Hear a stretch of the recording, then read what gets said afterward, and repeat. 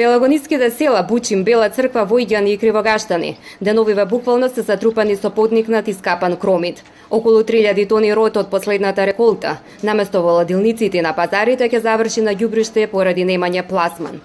Понивето поле се појди, послани се со кромит целите. И така и ора. Наместо ѓубре да врла каста рана, кромит врла. Сето е забава работа. Толку души работиме, од прилика и нема ништо еве. Од ова сето остана. А треба да се земат бензини, бенки, едно друго.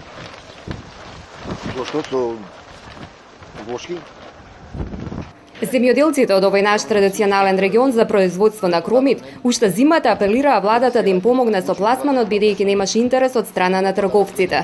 Околу 7000 тони, колку што беше вкупното производство, така им стоеше по дворовите, иако цената по која го продаваа беше 4 до 5 денари за килограм, односно многу пониска од производната цена.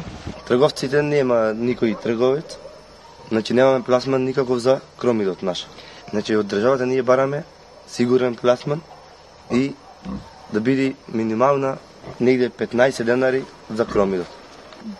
Оти ние не сме толку школовани за со пенкало да работиме, ако бидеме сите со пенкало, ќе нема леп никој да јаде.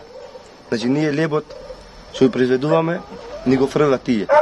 За проблемите на производителите на кромитот беше запознат и лично премиерот Груевски, на кого во собранието му беше донесена и низа со кромит. Но одговорот беше дека тие даваат субвенција, сега е време на пазарна економија и дека понудата и побарувачката ја диктираат цената.